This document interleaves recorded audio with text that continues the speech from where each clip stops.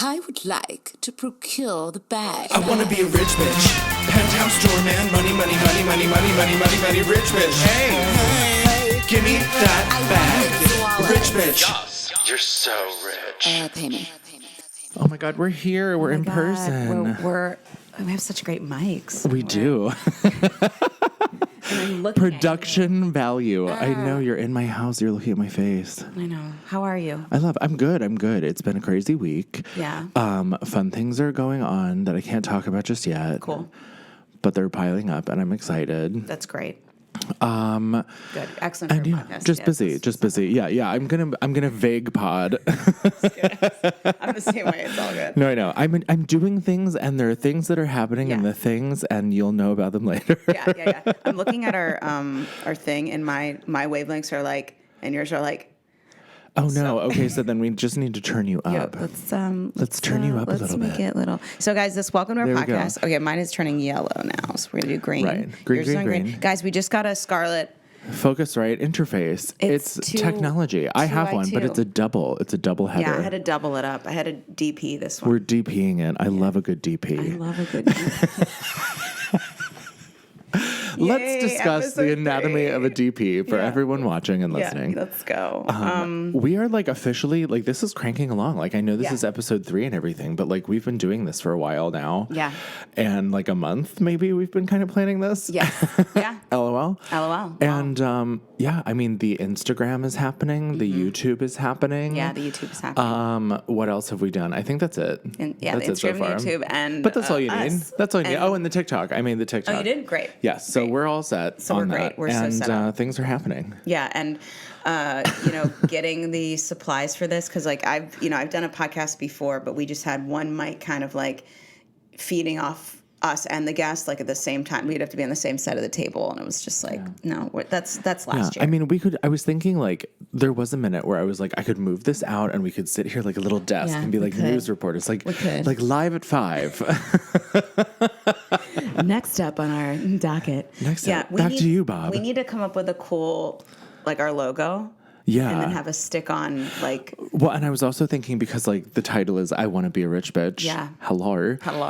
That we get a little bag that has a money sign on it and just put it right here. Yes. I think with our little @ symbol thing. I want to be a rich bee. Guys, we're, as we explained, not really, in episode 1 and 2, we did, but we kind of did, but not really. Not really. I Want to Be a Rich Bitch is a podcast celebrating the wanting to have it all, and that you shouldn't be ashamed to go for it. You shouldn't be ashamed to get what you want.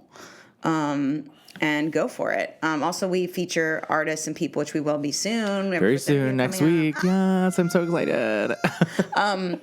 But people who have, not been given it. They really no had nepo to fight babies. For it. No nepo babies. We love you guys. We Listen, love a be our best nepo. friends. We're so down with you. Write me a check and help me produce things. Yeah, and then we'll make you and the I'll put nepo. you in it. Then maybe we can have a nepo baby of the month where we're they're cool. Oh my they're God. Really cool. Promotion. If you're an influencer with means. And a nepo baby. And a nepo baby. Come to us and we'll star you in one of the variety of things that Sarah and I are putting together over the next couple months. Yeah, done. It's the nepo baby of the month. Which includes my book musical TV show. So if you sing and dance and have money, and have a ball, write me a check and I'll give you a role. It's really that simple. I think we're kind of past the days where we're pretending that people have paid for things in Broadway. They've paid one way or another. Yeah. Broadway or film. Yeah. I think I meant to say TV, film, Hollywood, and I said Broadway because it's my default. It's your default. Yeah, it's so funny because I was thinking about this earlier. So much about Broadway and plays and stuff. I know nothing, and I know a lot. But that's about okay. TV and You know film. a lot about TV and film, and I'm still Too learning. much. Yeah, but I'm still learning, and it's good. It's good. Yeah, We balance. We're balanced. We are balanced. So balanced. So balanced. So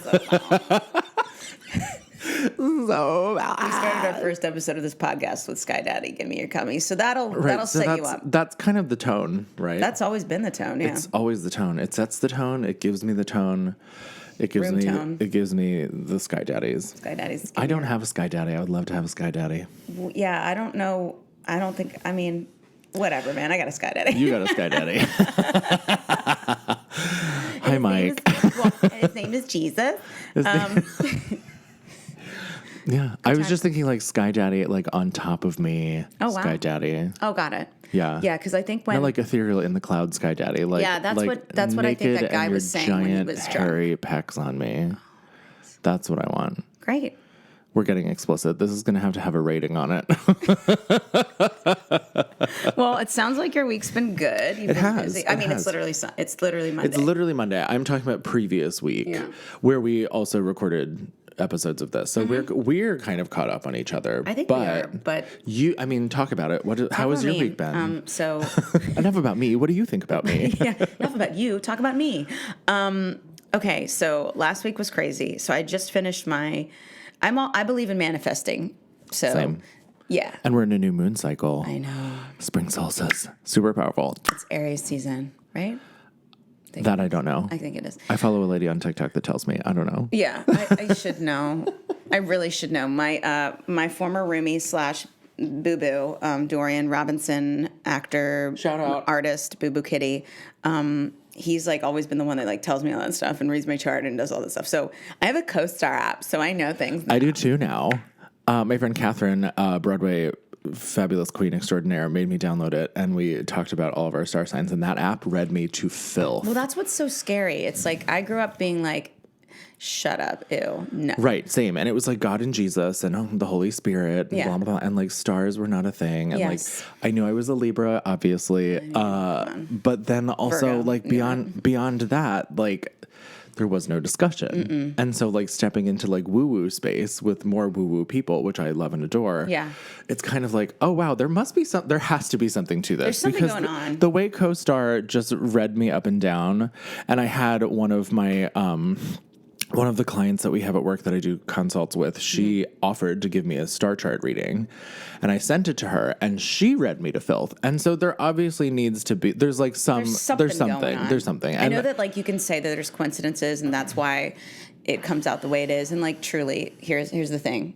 I mean, we're not scientists. We don't know. But right. And we'll never know. And we'll that's never okay. know. And that's cool. But I do think that there is something to say about it, because a lot of the things that seem to line up, and also when I have like the worst weeks of my life where nothing is working, all my electronics are fucking up, everything I text is taken the wrong way, or like I feel like I'm not taking it the right way, Mercury's always in retrograde. Mercury is just a little bitch. Can she go away? But here's the thing: the problem with Mercury is she is the planet of, and this she's the constellation, whatever, the planet of communication. So that's why everything gets fucked up when she's in retrograde, because she's the one who's like, "Hey, bitch, we're talking." Your like communication channels. So I'm a Yeah. Virgo. My actual planet is Mercury, which means that's because I really am good at communicating, and I love to communicate, almost overly so. And when she's off, you know. But anyway, like Apple reset. yeah, and I found that post my divorce, like back in the years ago now. She was so young and so married. So supple. Baby, just a little baby girl. And I had kind of a writer's block after that because I was just so depleted from someone else, and I had to but also like it's me, so I still did all the things. I still got a show on Amazon. I still did all the. You're the problem. It's you. I'm the problem. It's Yes. me. Word but of the year. Truly. Phrase of the year. But I did the artist way, and it just changed everything for me. It just changed. It's all about Not sponsored. I know, but they really should, because They should get on she board. changed my life, because the artist way is so dope, and it's for everyone. It's for non-artists. It's for anybody who's like, I'm not an artist. Well, it's great. You can be a construction worker and take the artist way, because really all it is about getting your creativity, your personal creativity out. Yeah. So, doing morning pages, doing like artist dates, like saying like, it's not that people have such a guilt, which is why I'm bringing this up, about money, about success, about whatever. But people also have a lot of guilt about being an artist. They're like, oh, if I say I'm an artist, but I'm not like making art every 5 seconds, I'm not an artist. Well, I've never it's been. not even about making art every 5 seconds. It's just saying it. Like when I remember being younger, don't we all? Yeah. And Some don't, though. sort of, yeah. I mean, moisturizer. Mm-hmm. But I remember being younger and having people in certain spaces be like, oh, what do you do? And I always felt like being like, I'm an actor was like the most annoying thing you could possibly say. Yeah. And so I never did. And I just kind of like told them what my current job was. Yeah. And then when they would ask like, well, why did you move to New York? Then it would be like, well, to be an actor. But like to say being an actor or an artist or a musician or producer, whatever, when you're not doing something that second, like I just saw a great video about this the other day. Like you are still, in fact, an actor or artist. Like a doctor's still a doctor if they're not in the hospital. Truly. So it's like kind of getting over that hump of, you know, realizing who you are at all times and stepping into that. And I have not done the artist way, so I don't know if this is kind of what you guys. I think you should definitely do it too. I think when next month, when you know things are shifting, I think you should be doing it. So you should do it in the morning. You should live your truth. For right now, these are my artist pages. This is our artist This is our artist page. I mean, I'm in. Brought to you by Saturdays and Hermes. But anyway, yeah. So getting back to that, I just like when I got out of that whole thing and I did the artist way and I started to manifest things, I'd be like, you know what? Okay, universe, hey, boo-boo. I did the E3 experiment. It's like E squared experiment. That's what it is, E squared. And you literally tell the universe, you're like, hey, girl, so I don't buy your shit. And honestly, like, fine. But do something for me in 24 hours. Blow my mind. Have one thing happen that's just, like, crazy, like, insane that I'll be like, oh, I can't deny you. And you do that. You write it in a thing. You're like, blow my mind. Let's go. Literally, I went to bed that night. I woke up the next morning, and Dr. Seeds literally the next day. Oh, I'll mute that now. Dr. Seeds, and we're professional. Can you tell? Anyway, so please mute your cell phones as the show commences. Seeds, you absolute person. Anyway, so the next day, Dr. Seeds was on Amazon, and that's after we had gone back and forth. Like, we don't know when it's going up. It could be months. And I just was like, they're never going to put it. They're just like toying with my emotions. They'll never be on Amazon. I mean, maybe it will. But then I told the universe, like, girl, shock a girl, do it. And it was like the next day it was on, and I was like, well, hi. I'm going to do that. Yeah. Yeah, I think I'll give you the book because it's like a powerful. You have to say it. You don't have to say it a certain way, but it like reinforces like the way you say it is like so ironclad. That's like she has to throw something at you in the next 24 hours. Well, I mean, and it's also like I was never a journaler. Like I was as a kid, and then like something happened. I probably became like an angsty, bitter teenager. That'll do it. Bitter at 13, and what better time? What better time? Yeah. And stopped journaling, and it wasn't until this past year in the fall that I started doing it again, and it's been great. I've backed off a little bit because I find that when I do it too much in the way that I was doing it, I think I was getting so in my head because that's like the worst place for me to be, which is garbage because I live alone. And so there's a lot of time to be in that space. That's why I like to be busy. Get you a cat. I have a dog downstairs. I mean, like whatever. The cats are easy, and you don't have to worry about them. And then you can talk to them all the time, and they just take it. That's true. Clear. But yeah, so I mean, I've realized recently, as I can't speak, that like journaling in the sense of like I am this and I want this and this, that, and the next thing, like is helpful. Obviously, like a lot of those things have happened for me, but it's also been like a really heady space where I get to the point where I'm like, well, it's just not happening, so I must be failing. And then I go journal about that. And then it's just like this cycle of like, so I have stepped away from journaling a little bit. I'm only doing it like once or twice a week now to see how that fares. And my reasoning for this, I think, is because there's some value to me, at least, in being kind of like delusional in a sense, like delusional in a way that's not like dangerous, and maybe delusional is not what I mean. Maybe it's more like in your fantasy. Blissful ignorance. You know, like I was successful at a lot of things here in the city because I didn't know, and I just like got here and I was like, I have to figure this out, and I would just go and do shit.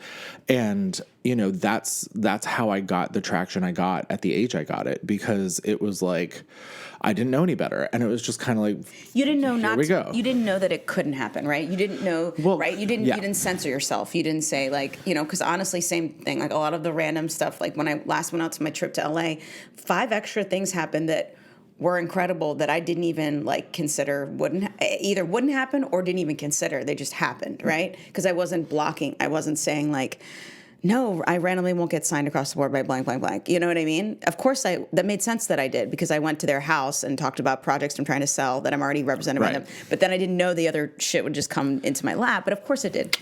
You know, anyway. Of course.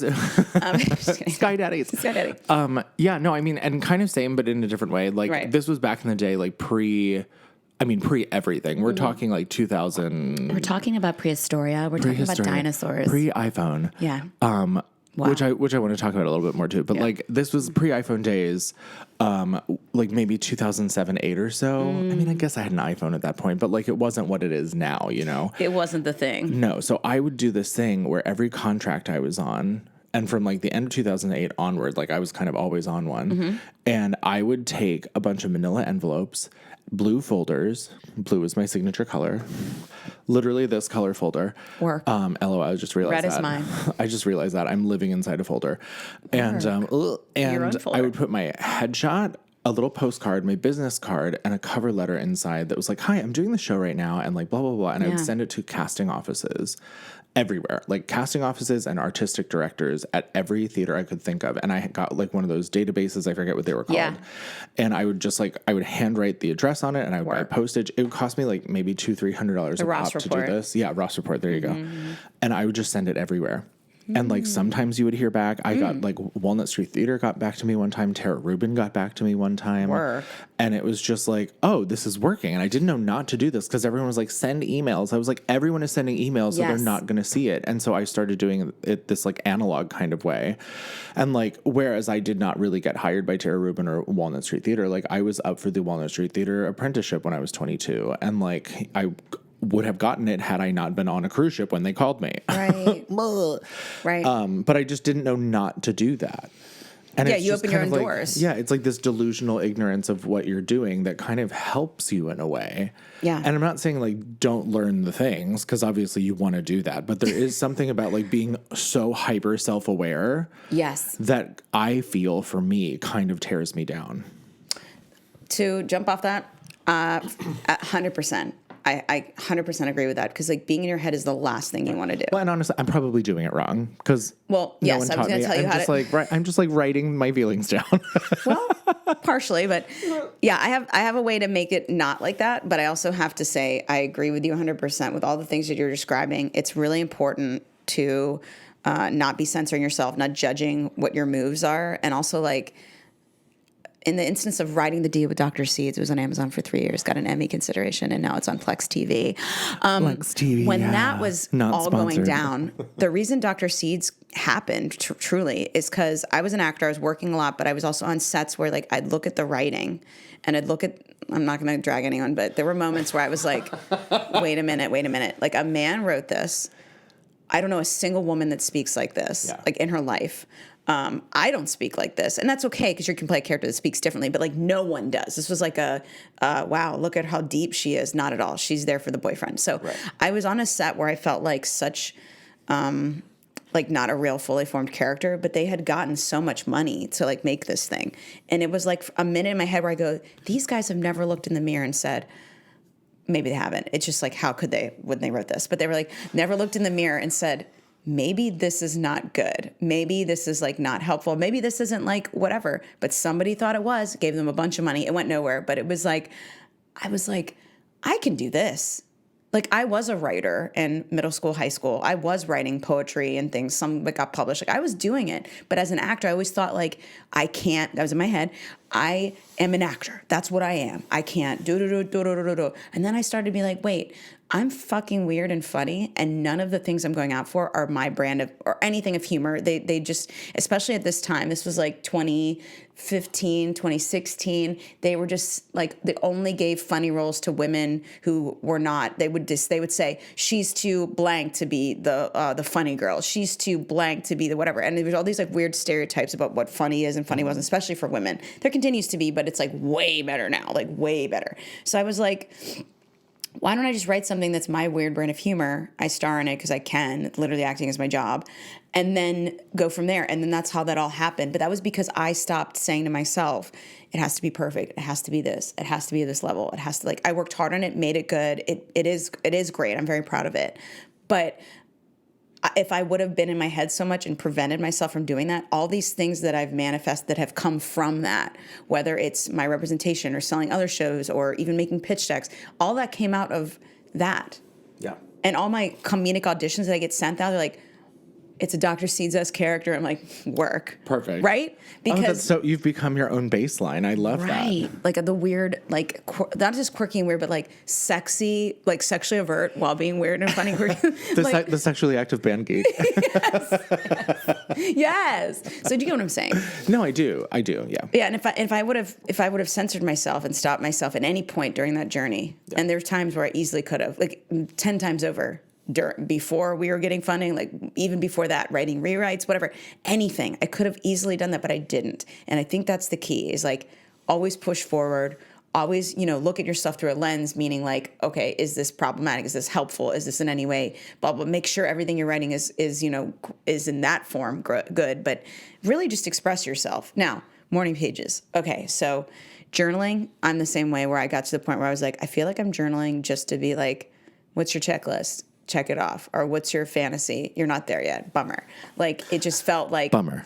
It just felt like a constant bummer. It just felt like a constant like it was homework or something. Like it was something that like I did, but it was like, why am I doing this? So what the Artist Way says is like, literally wake up in the morning, write 3 pages stream of consciousness. Stream of conscious meaning don't lift your freaking pen off the page. Write 3 pages. Do that every morning. And what that does is it takes out all the things that you're feeling and puts them on paper. In fact, it gets you out of your head. That's the whole point.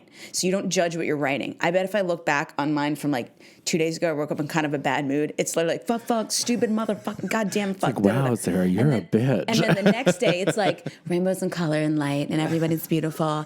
Look at my majestic, like, look at what has happened. Sparkles and glitter. Right. And bears and unicorns. Right, but I'll never read it again. And if I do read it, it'll be funny. Yeah. But that's not what it's for. It's literally just to get it out. So then later when I'm writing, it's almost like it's out of my head, but it's also not word vomit. So it just becomes like something different when you actually like later if you're writing something. So like that's why journaling in the morning and just morning pages is like the opposite of being stuck in your head. It's like, open the gates, bitch. I'm crazy right now. Literally, because I for the last couple of months I felt like when you give birth. None of us at this table do. None of us at this table. By choice. Thank you so much. Yes, thank you. But like when the head's like crowning and like coming out and it's not quite insane. there and there's not enough stretch yet to get it out, I have felt that way with my brain for like the last like 3 months. Like it's trying to get out of some kind of cast. Yeah. And it's just like, ugh, and isn't quite there. Yeah. And I feel like maybe some version of this will do it. But it's also one of the reasons why I've stopped doing it, because I felt like I was preventing the stretch from happening. Yeah, and it should never be the case. Right. But then I also beg the question, like, if by preventing the stretch, am I really retreating back into the womb of my brain? So what I was going to say. And hiding. Right. That No, I sounds like knew you were going to say this. I saw it on your face. It sounds like sounds like a fear thing.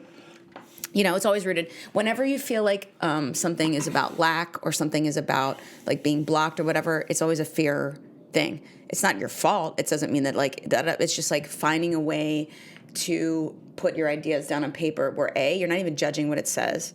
Don't even reread it. Just like word vomit it out, get it out. It really makes your mind start to like move forward in a way that is just like, oh damn, like I wrote all that gobbledygook. Let's get on with it, baby. Right. Like I just read 3 pages of random shit. That's awesome. And then one day I can turn it into like a folk-based pop album. Yes. It's like little train, run this train, fuck the MTA. Yeah.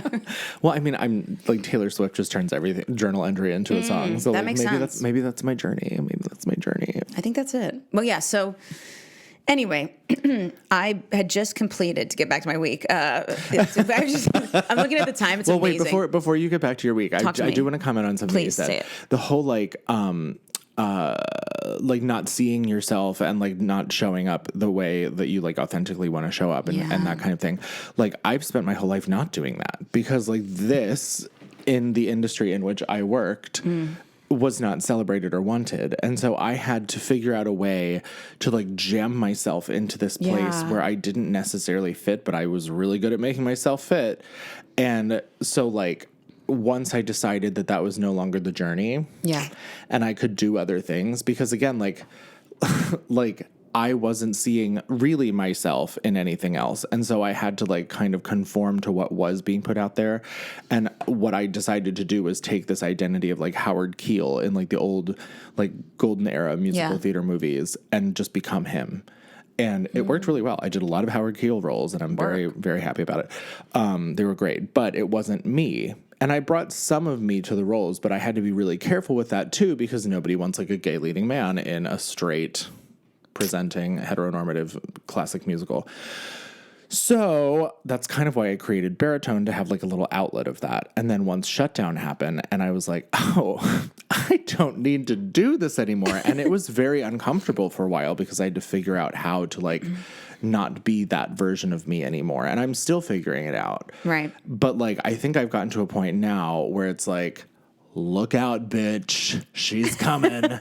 And it's very much like the stuff that I'm about to be producing, finishing, writing, etc., in addition to my book, is going to be like fully me, like what you're talking about, like the weird, funny, sexually active band geek girl that you are on the inside and outside. Like I'm going to have that chance finally. Yeah. And like I've literally never had it before. Right. It's a weird feeling. No, I think that's awesome. And it's a weird feeling hearing it from other people that I see doing it and then being like, why aren't you doing this?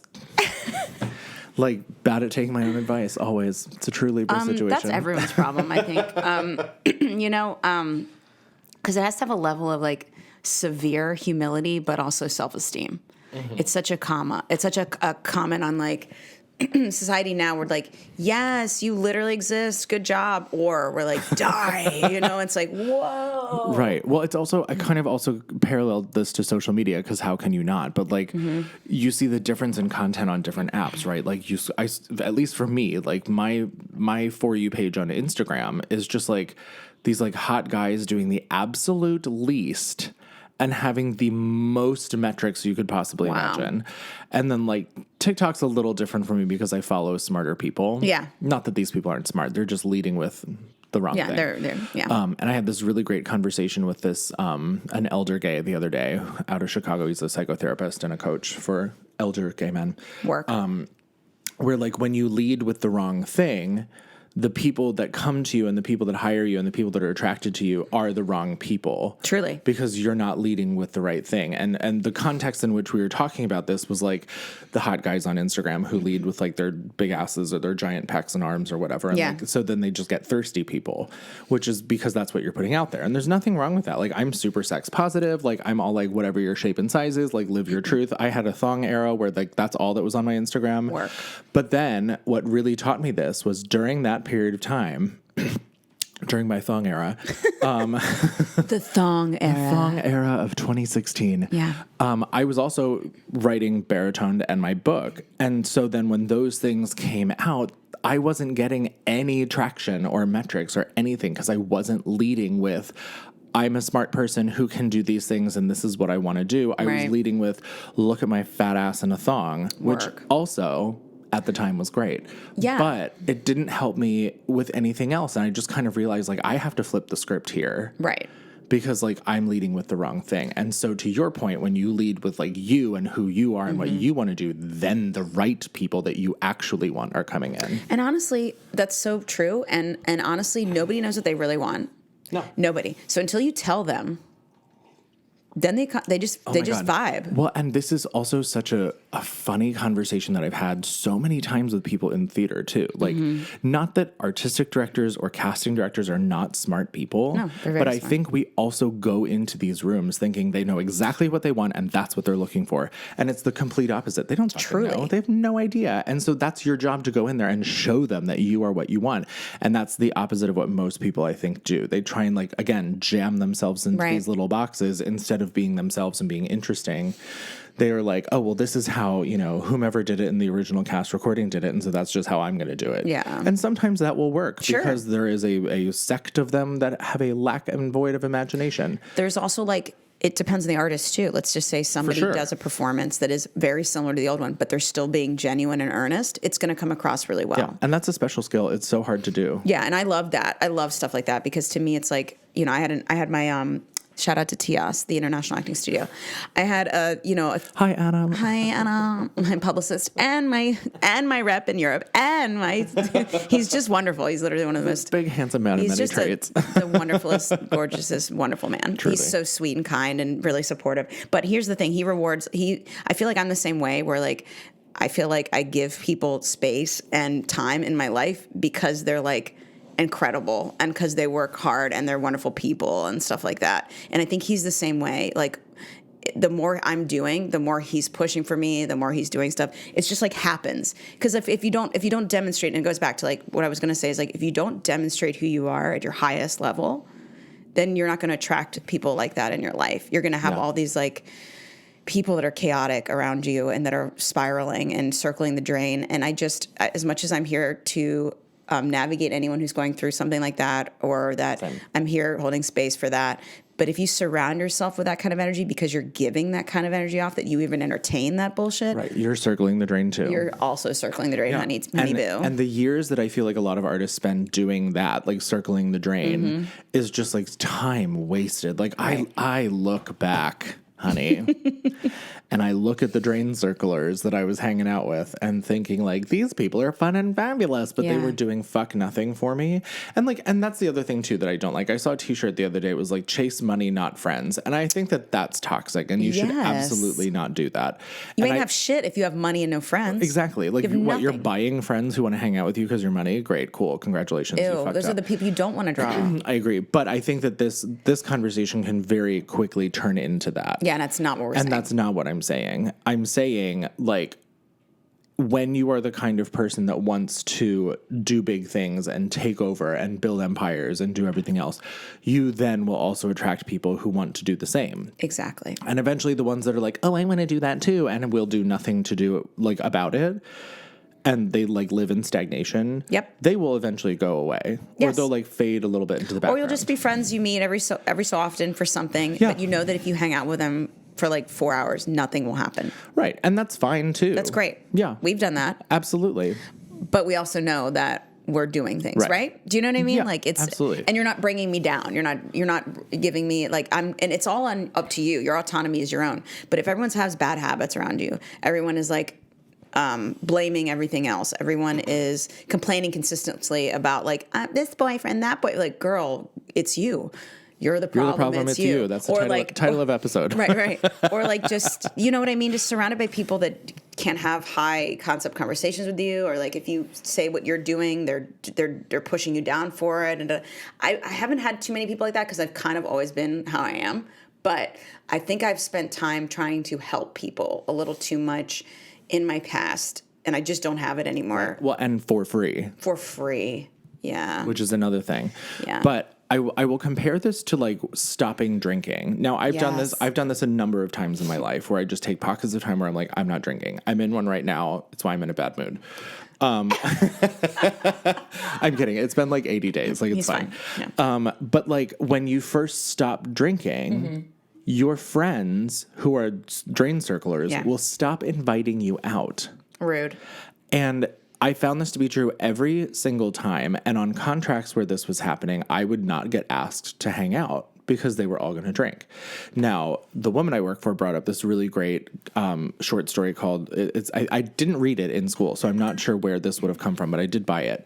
It's called like Harris Bergeron or something like that. Oh, yeah. And it's the idea that like it's this dystopian society where everyone is born different, and then at a certain age they test you, and whatever you excel in, they handicap you so that you are the same as everyone Oh, my else. God. And when we were talking about this, she was like, that's why people drink. That's why people do X, because they're excelling at something and Unhealthily, it makes yeah. everyone else uncomfortable. And so they handicap themselves with drinking to bring themselves down to like conformity and assimilation. And I've done that my whole life. Like Wow. that's easily, I can easily point, well, while she was telling me this, I could easily point to places where I was like, wow, there are my 20s and there are the beginning of my 30s. And I was like, I've been doing this my whole life. Right. It seems like your relationship with it is not good then if it's like Well, my relationship with it was not good for other reasons. Sure. But I think that's a baseline though, not a good reason. Right. But like, that's why literally everyone does it for the most part. Like, especially when you're like going out all the time or like consistently, and there's nothing wrong with that. I did it for years. I had a lot of fun and I wouldn't trade those memories for anything.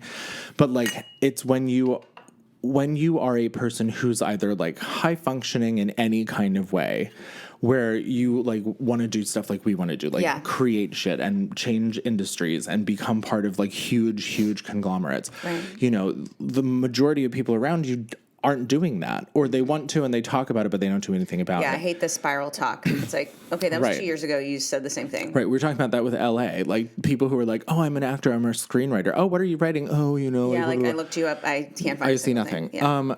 You know, and that's fine, but why are you telling me about it? That's all I care. Because people don't want to face reality. Because the thing is, like, I'm not here to judge you, but why do you keep saying that over and over again to me? Right. And then like nothing's happening. Right. And again, like none of this is coming from a place of judgment. It's just it's coming from a place of like you wanting to like help these people, and they continue to circle the drain. And again, like Pandyland, when we all shut down and did nothing, was such a relief because I felt so like cut from the tethers of the people who were trying to like absorb that energy, like the energy vampire thing, a la What We Do in the Shadows. Yeah. And like take it. Oh, it's so good.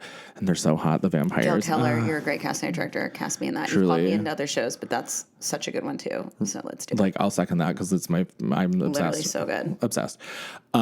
I want to know how much of the show is scripted and how much of it is improv. Oh, I know. Because I feel like some Laszlo lines. My sweet cheese, my good time boy. In New York City. I just love them all. But, Laszlo, you stupid. But yeah, so my point being, without circling the drain of this conversation. Circling the funnel. Episode title, Circling the Drain. Circling the Drain. You know, like, it's fine to be around those people and be friends with them, but just be conscious of the fact that, like, you might not belong there at all times. Yeah. And it's okay to dip into that and, like, go see those people. And I love the people that I've included in my life, you know, like, and I don't want to speak ill of them. No. But when it comes down to the, like, what do you want? And there's no answer, or there's, like, this vague, like, oh, well, maybe, blah, blah, blah. Yeah. Like, I'm not here for that. Yeah. And also, like, again, it's like you can have friends that maybe aren't figuring it out, but if they're actively embodying their own destruction and it's like a pattern, it keeps going.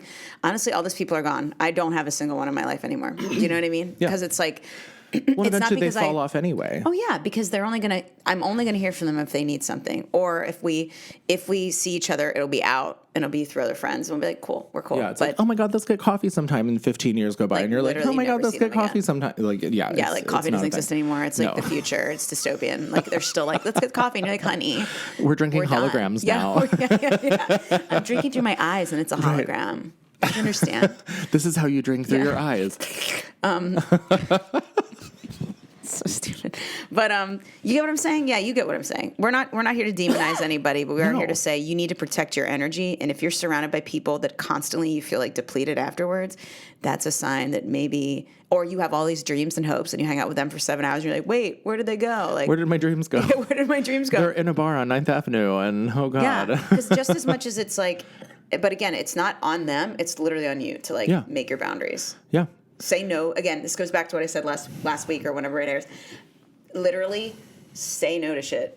Please say no to things that don't serve you. It's only open the door. Very hard and long lesson for me to learn too. Like I said yes to everything for so long. I remember one time that I said no to something job wise. Yeah. And there's so many things I should have said no to, and that's not to say that I didn't learn anything or get anything out of it. Like, that's not what I'm saying. But, like, what could have happened had I not done that? Yeah, your energy wasn't set on something that really isn't serving you. Right. What could you have also done?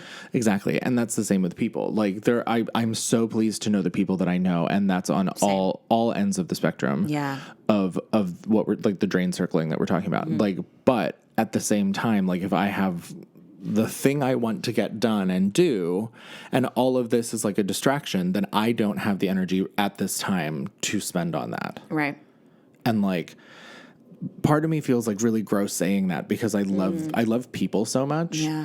And like being like, don't hang out with them because they're circling the drain, like kind of hurts my feelings Sure. because I spent so much time doing that. Sure. But like coming out of it and just being like, nope, that's the reason why you're not doing what you're doing. It's in a way, it's an addiction in itself. In a way, It's a self-sabotage it's a sabotage addiction. addiction. Yeah, and also like when you're out of it, you're like, oh man, that person was like, what the hell was I doing? Like, come on, man. Like I kept, like there's been people in my life too that I've given big opportunities to in terms of like professional stuff or whatever. And when they let you down or like, you're like, I knew this was, what did I do this for? Like I did that just a couple times in my 20s.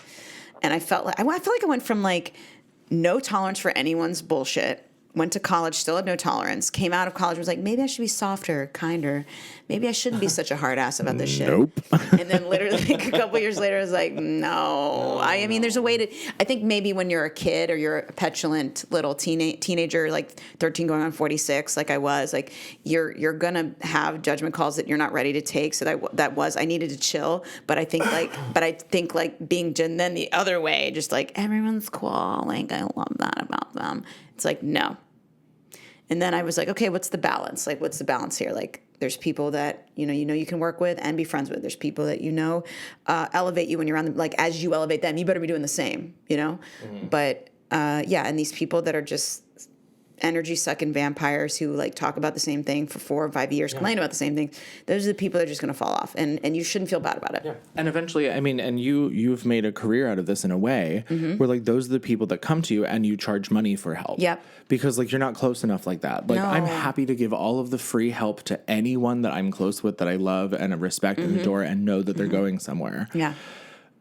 But like everyone else who's kind of fallen into the rear view, like Yeah. pay me. Yeah.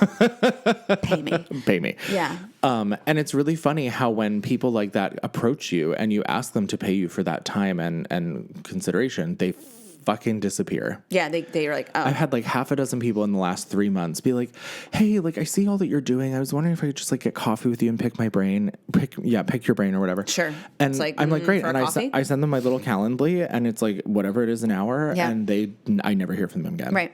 I actually had, when I did my pitch talk for sag-aftra, I had so many people, which is incredible. First off, it was to empower people so they could do it on their own. But also, it's like if you need someone to do it professionally and you just feel like you want to, like, I'm here. Right, because Right? like either you don't know how and you don't want to learn, and there's Right. nothing wrong That's with cool. that. And I know what I'm doing at such Right. a level that, like, I've done it so many times. Like, it's Right. not... Throw money at the problem it's and fine. fix it. Let me help you. But then also there's just people who don't know how to do that Right. and don't want to learn. Right. And so therefore they'll come to you and everyone else can figure it out and do it on their own. I've had some really, honestly, some big people reach out to me on Instagram or like DM me or whatever about it. And some of them are like, yeah, I'd love to just like pick your brain about it. No. Like, no, you picked my brain. You saw my talk. That was you picking my brain. Literally, I gave you the pickings. Past that, there's nothing I need to give you. I don't owe you anything. Right. Right? Yeah. And I love that you have a great idea. Do something about it. Well, and I also think too, like when you do that, when people are like, "Let me pick your brain," you're like, "Cool, pay me." Yeah. Get the bag. Yeah. Then the people who feel a particular way about it are upset. And I mean, I guess rightfully so, maybe, but at the same time, like, it's just like, well, you're not like everyone has an expertise. Everyone has like a zone of genius or whatever the fuck you Right. want to call it. You can monetize that. You can choose to monetize that, pitch queen. Yes. Squad. Or you cannot. And there's nothing wrong with either of those things. No. Like, I think millennials are definitely the generation that have learned how to monetize literally taking a shit. Like, Yeah, literally, literally. there's the woman on TikTok selling OnlyFans. jars of poop. Shit. Yeah, great. So, like, Good for her. Good for her. But, like, you People know, are buying it. That's why people it's are happening. buying it. Just know that. Right. Not me, but people are. That's why she has followers. Yeah, work. But, like, Get your bag. Get your bag after you give that bag. Right. In the bag. Paper bag. I don't know. give the paper bag, get the money back. Get the money. Yeah. But like, you know, I feel like people that will feel a particular way about doing that because they're like, well, how dare you? Like, I'm not paying for your time for this. But it's like, I have 18 years of falling on my Yeah. face in New York City. Like, I do know That's why what I I'm don't have time, talking about. honey. Right, because I'm busy. Because I've I spent got a this coffee time with every dude. I have things in my email right now, and my I was just about to say that. I have no time. I have so many messages and emails, and that's again, this is not to say like, ooh, look at me. It's more just to say It's facts. it's a lot. And it's like, and you'll be like, hey, like, can I just pick your brain, get you a coffee? It's like, if I took a coffee meeting with every single person to pick my brain, I've had $0 and I would be like homeless because I just don't have, for Right. what? I'm going to give you what? For a coffee? I'm going to give you, I make my own coffee. Yeah. Well, and also too, like, you know, when you think about it logistically, like we're both uptown, right? So Right. like if that person is Don't also, look me up though. You don't need to know where I live. No, but like, but like if unless that person is coming to you, Yeah. the amount of time that it would take you to get Yes. to them, sit down, have the coffee, and come home, like we're talking 2-3 hours Yeah. here. And that's 2-3 hours. Like I'm still not done with my audiobook. Like that's 3 chapters right there that I could have done. Right. And you know, and people get mad about that too. And unless you're willing to come to me Yeah. while I'm working, Yeah. no, I can't. And I don't want to a be a bitch sacrifice about for it. you. It's a sacrifice for me. And I don't want to be a bitch about it because I do want to help people. That's like, you know, when I took the disc assessment, like paid for the big thing, the 2 things I cared the least about were money and power, which is so annoying because I want both. But it's like inherently, I don't care about either of them. You want a rich bitch pod. There we go. Yeah, no, but seriously. Right. But like, I do like the impact and the helping of other Yeah. people. Same. Yeah. But like, it also has to coincide with what I'm doing to like survive and pay for my Yeah. apartment and the things that I'm doing. Yeah. And you don't know, honestly, a lot of times a straight up stranger No. knowledge and Or like time. someone you've hung out with twice. Like, no. No. And the other thing too, you know, like I just read an article about this and I don't remember where, but it was talking about like the whole hanging out with your friends while you're running errands thing. Mm-hmm. I used to do that when I was in my 20s and my friends would get mad at me because they're like, you only ever asked me to come with you when you're running errands. I'm like, right, because it's efficient, because I can hang out with you and Mm. Yeah. we can talk and have a good time, Yeah. grab a coffee, do the things, but I also have to go do X, Y, and Z Yeah. Mm-hmm. as well. So like, are you cool to come with me to drop off my laundry? Are you cool with me to like run to Yeah. Target? Like, not that we had Target back then, Yeah. but because I'm old, Target, at least not in the city, but you know, it's just the efficiency factor. And I hate to sound like be efficient in everything that you do, but like it does help you get to where you want to go. Yeah. Yeah. And also, I'm sure you respected your friends that were like, I don't want to do that. You're like, cool. Okay, great. Then we won't do it. Yeah, that's fine. That's it. It'll just Cool. maybe be a little bit longer till Yeah, I see yeah. you, but like, Just know that. this is the time I have. I'm sorry. Yeah, no, I think the whole thing is like, there's nothing wrong with someone who I have zero idea who they are asking me, they want to get me a coffee and pick my brain. There's nothing inherently wrong about that at all. But there's something wrong if they're upset if I just won't, if I'm not Correct. doing it. And That's that's just a lack of respect. yeah, of your empathy, time. understanding, you know, because like, again, if I said yes, coffee, sure, like I would literally be probably on a heart monitor, and I would literally be homeless, dehydrated for Right. sure. Homeless, your skin wouldn't look as good as Diuretic. it does. Yeah, I would just literally be like worn, withered, and dying. So like, just you can't. But again, you can't pour from a cup that is like empty. Like Right. you just you have to make sure you maintain Well, yourself. It's like pouring from a cup that Protect has yourself. a straw in it that people are also drinking. Yeah, out and of. it's one of those like, new straws that, no offense, suck. I know they're not plastic, and listen, I'm all disintegrate. about saving the animals. I don't even eat them. But Right. my point is like those new paper straws are not it. We got to figure out something else, honey, because they are Truly, just drink they're- out of a cup. I just can't do it anymore. I'd rather like suck on a cold piece of loose leaf. Me too, because after a while, that's what you're doing. You're Yeah. literally sucking on pape. You're getting that. ASMR. Sorry, wow. But to anyone who hates that stuff, you're welcome. I'm one of them. I'm sorry. Yeah, and I like love them, so I'm actually like living for this part. But yeah, no, yeah, totally. I think it's just a reminder. Like, well, that's why I did the talk, because it's free. Yeah. You literally can watch it on YouTube, and you can get a lot of information. And if you want to hire me for something, let's talk, because a lot of that's happening too. And believe me, that's amazing. But yeah, I can't sit down with like. I think like thousands of people watched it. I can't sit down with all of them in a coffee and like. Right, you'd walk never them. make money, ever. I'll never have a life. No. I would literally. You'd be how do looking I like do that? Betty White at 40. Like, yeah. Betty White. White. Yeah, and I mean it's also too, I remember like during audition seasons and stuff, which is probably the number one thing that I do not miss about doing theater. True. You know, we would always joke like, you know, living the dream, which I fucking hate, because like that just like devalues what you're trying to do. Yeah. Like, oh, living the dream, saying it flippantly. It's Yeah. like, this Yeah. is not it. And I would I got to the point where it made me so mad, I would actively tell people, like, I don't think that's what this is. But there was also, like, this narrative of, like, being in the trenches with people. Yeah. And it was, like, this badge of honor have like, to be suffer. be in the trenches with, like, the 600 people that showed up to that audition that day and sit around with, like, your thumb up your ass waiting to be called in for your time slot, or just if you'd get called at all. Yeah. And I look back at that now, and that is kind of also like a drain circling situation. And one would argue, like, oh, well, that's just how it's done. And to a degree, like, yeah, sure, fine. But, like, no one is really actually getting hired for major projects from an open call. Mm-hmm. So, like, why don't you spend that time and energy? Wish I would have taken this advice 10 years ago. Like, finding an agent that's worth a shit that can get you into the room without having to do that. Yeah. We don't need to struggle. We need to work hard. Yes. We need to work hard. We need to work efficiently, but we also need to work with our hearts too. Sometimes we're not as efficient because you're really into what you're doing and you're taking your time with it. That's when you're on the right path as well. And I was also thinking earlier when you were talking about one of the things we were talking about, like how it's kind of like a race, but I'm like, but it's not though, because like there's no winner. Zero. There's no winner and there's no competition. Yeah. It's just you. Yeah. But also, like, I think that perpetuates the toxic like hustle culture that we're talking about. And hustle culture only really exists, in my opinion, because we're not being as efficient as we could and doing the whole like work smarter, not harder thing. But like, truth, like, could you sit at an audition for 6 hours a day and do nothing else? You absolutely could. And will you get seen? Maybe. Will you get hired? Maybe. I've certainly had those moments happen, and it was like, oh, this does work. And then you get that little morsel of hope to keep doing it for the next 7 years of your life. Right. Little cookie. But it really is about looking at the situation and figuring out how to not struggle, because the whole like struggle of actors and artists thing is made up.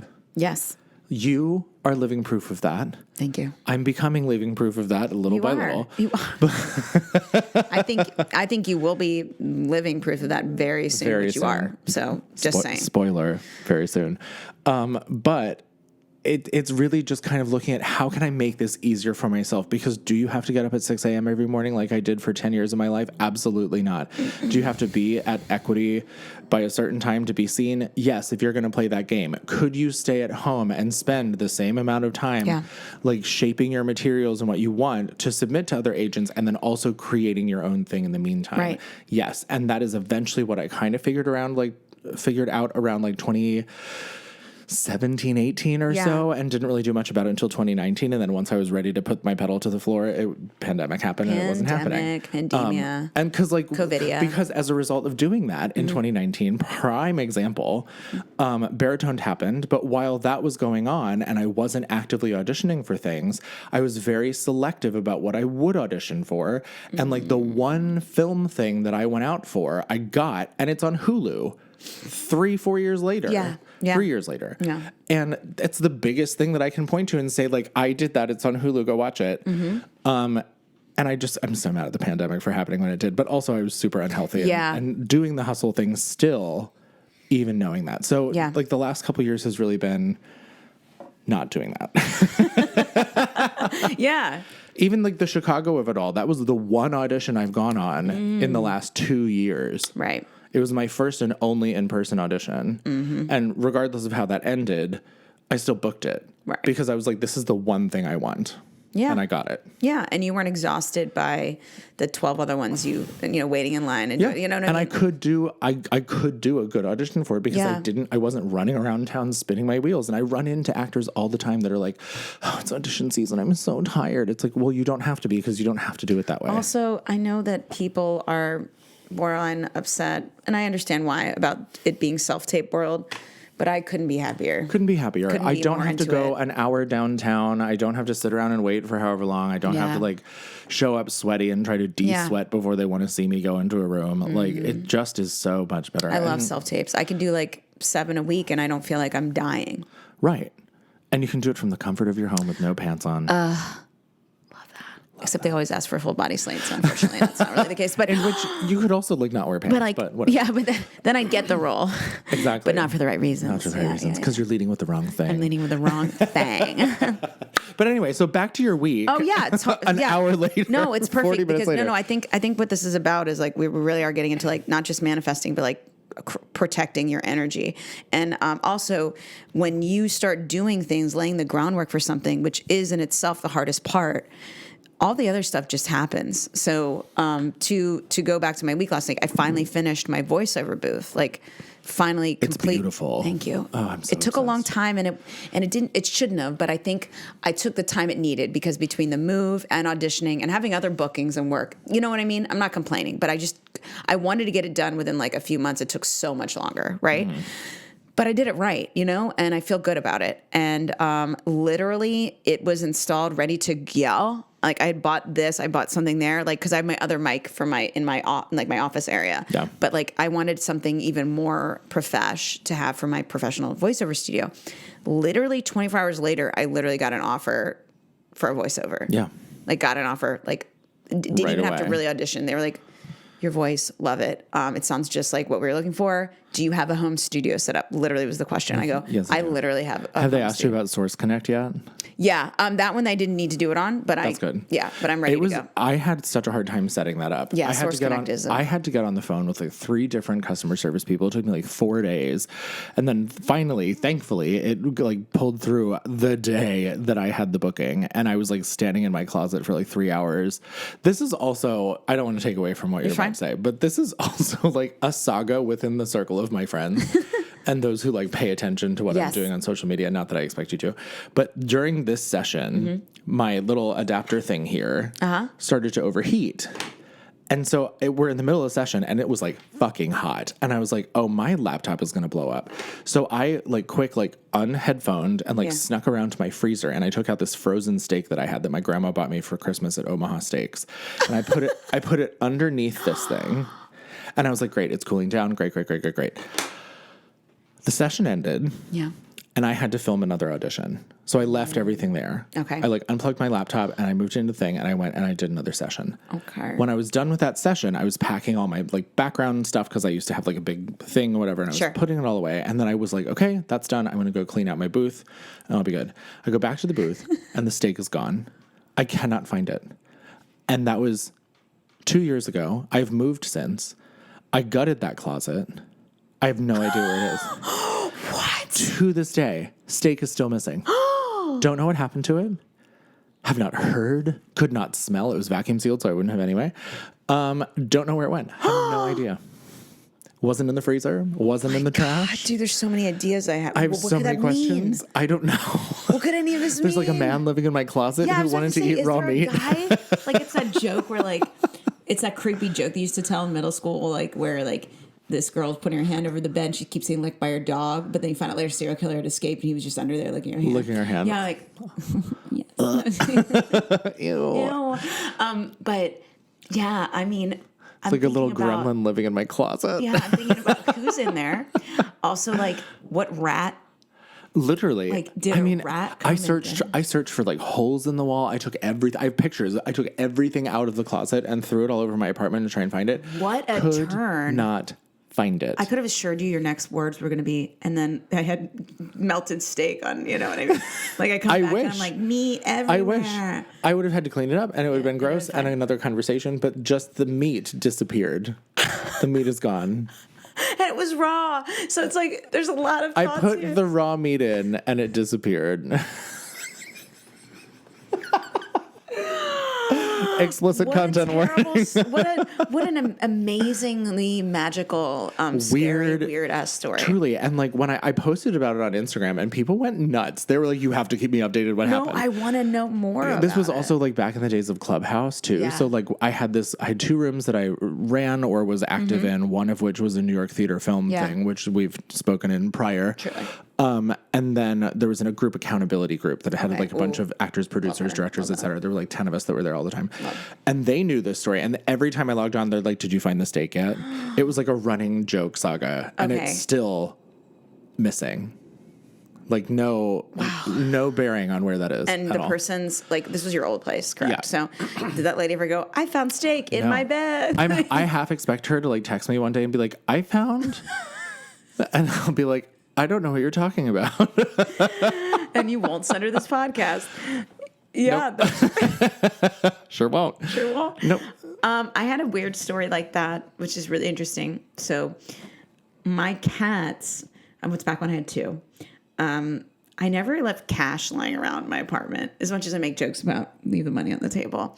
But it's not laying around. There's not cash laying around. There's not. Well, I'm a millennial. We don't use I had cash, some Ethereum ever. in my bank account. I don't, you know what I mean? Like I have It's as close to cash as we get. crypto and some freaking, and my debit and credit card. I don't have literally cash just laying around, you know?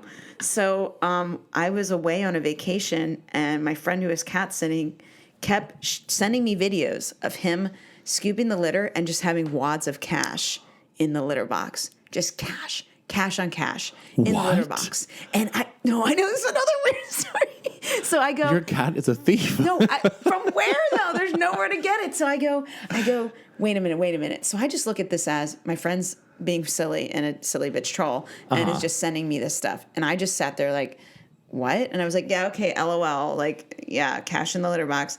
But then we came back from vacation, and he had like flattened the bills, and luckily they weren't super dirty, and the ones that were gross like throughout. But the following week, I was doing the litter box, and sure enough, there were dollars in the fucking. So I literally to this day have no idea why my cat had money. Why is the money in the litter box? They eat the money. She was a working girl. She, like her and Loki. I was like, these two don't contribute at all. So then I said, why don't I take this money and buy a lottery ticket? Wash it first, of course. Buy a lottery ticket. She didn't watch it. No. And then donate the proceeds, some of it, to the Humane Animal Society. Shelter. Yeah. Yeah, I bought a lottery ticket, didn't win. So I was like, fuck it. But I don't know to this day why. That's so for weird. a long time we were finding money in the litter box, and it wasn't. Why were they putting it there? It doesn't Where make were any they sense. getting it? Yeah, where were they I have getting so it? many I still have questions. no idea. And they were all different, like bills and all different. Maybe your apartment ghost and my apartment ghost are the same. Like Yours takes the meat, mine gives it. they take the meat and they sell it, and then they hide the money in the litter box. I'm of the mind that like everything in New York City is haunted to a degree. Like it's just been so here many for people two. lived and died in this Right. in this apartment. In my someone in apartment. this apartment has died. like repeatedly, dude. Like repeatedly. Well, they didn't die repeatedly, but multiple people have died. Yeah, that's what I'm saying. That's what I'm saying. Unless the whole reincarnation conversation, we can have that too. But totally talk with that said, about your week, we keep going back to this. No, but I and love getting that we're doing derailed. this. Okay, so we're at an hour, so to finish out, we'll talk about our weeks. And I love that we can just talk for an hour, but we really did cover so much great stuff. So much it's all great about stuff. protecting your energy, being a rich bitch because you say no to things you don't want and say yes to things that could be monetized. Yes, Okay. give me the bag. Get the bag. And be your best self and be authentically you, and you will be successul, and therefore money will come to you. And stop circling the drain. Okay, your week. Anyway, my Let's week. go. So I booked that voiceover, and I'm like, wow, this is literally just because I put this shit together, and the next day I had 4 auditions, 2 for a Disney Plus series, 2 for like big auditions, and then 1 indie like radio play. But then this thing just came as an offer, and I was like, all this happened the literal day after I made it. It's just like inviting that into my life. And then I booked it. Okay, every time you want like to get auditions, just go on a vacation because then they'll all just happen. Literally everywhere. I feel like most people know that story Yes. because it's happened to all of us. So post producing that pilot, and it was a lot of energy and time, but it was wonderfully done. And we've already raised, I think, all of our post-production budget. We have 2, I think we have private investors just came through, but we'll see. But anyway, either way, that was truly a success. I'm exhausted. And my boyfriend was also the director on it, as I was the producer on it. And I'm an actor. But we were like, we need to get away. We need to go to vineyards and do a vineyard trip. So we did do that. We booked everything. And literally the day we're supposed to leave, the day before, my agent is like, you're up for this print ad. You send in your photos. They love them. We need you on Friday. And I was like, oh my God, of course, when I book a thing. So I straight up told her, I was honest with her. I was like, super grateful. I'm going to do it. Just like you said, it was evening of Friday. Can we make it a morning moment? Is that possible? Yeah. First off, my manager's Dreammaker Talent, Marianne, how dare you be so amazing? She literally wasn't even mad. She's like, oh my God, you need a vacation. You've been working Not so hard. sponsored. She's like, you need it. Like, such a sweet boo-boo. And she literally was like, let me figure it out. And she called, she's like, I got you Friday morning, girl. Like the first one in. I was like, work. So instead I will of going, give you 20% now. Thank you. Yeah, 20%. And instead of going like, it's Prince, so she's going to get it. But instead of, oops, she got it. Instead of going Thursday night on our trip, I just did the audition and we went on our separate ways. Now, it was a go see, which is what a print version of an audition is. Was like, whatever, we'll see what happens. And then literally St. Patty's Day last week when you were, on your way over. But right before, I got a call from her. And she's like, Sarah, you freaking booked it. Work. So this is a dope-ass national print ad. So excited. Can't say the brand, but it's amazing. I love that it's called a ghosty. Like a go-see. A ghosty. I thought you said a ghosty. Not a yes, ghosty. a ghosty. I know what a ghosty is. I thought you said ghosty, and I was like, you mean like the one that put money in your litter box? You think being a voiceover artist that I can talk properly, but it's a go-see. A go-see, a ghosty. A ghosty. Took my steak and your money. Steak money, that's a ghosty. We got ghosted. We got ghosted. We did. So that just happened. So like in a matter of like whatever, it's bomb. It's such a dope time. Whatever. I just like it, and none of that would have happened if I didn't have my setup at home that looks really. No makeup self, good lighting, show everything. They were like, "Oh yes, girl, work." Yes. Yeah, we need that. Giving that '90s look with the big hair. Oh, my hair is so huge. Enormous. So we didn't talk about the Great Fire, so we're going to talk about that next episode.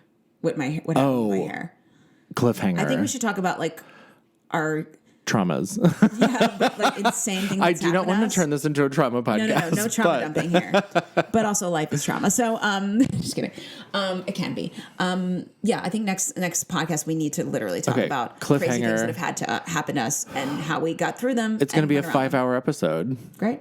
Jesus. Drop it in. All right, well, let's start playing it on your flight to LA from New York, and you'll get there and you'll be like, wow, I learned so much. Truly. Yeah, that was my week, and it's so iconic, and I'm just so thankful for my reps. I'm thankful, though, that I had the wherewithal to create these opportunities for myself, and that I believed in myself enough to be submitting, and them believing in me enough to submit me. So I'm just very grateful and thankful, and fuck yeah. Well, I mean, that's the key too, and I think we can end on a commentary on this. Yeah. Is like, you can do the auditions and get the jobs and do all the things, and also create something for yourself that is truly yours. It's not a monolith. Like, we're not all just one thing. Yuck. But like, create the things while you're looking for the other things. Or don't. I'm not doing that. I'm just creating the things. So like, there's no right answer. Yeah. So that's what we've got. So that's how to be a rich bitch. How to be a rich Chapter 3. bitch. Chapter 3. Well, this was lovely. Cliffhanger for the Great Fire for next week. Done. Don't let it go steer your steak. Where's the meat? You're so rich. Pay me.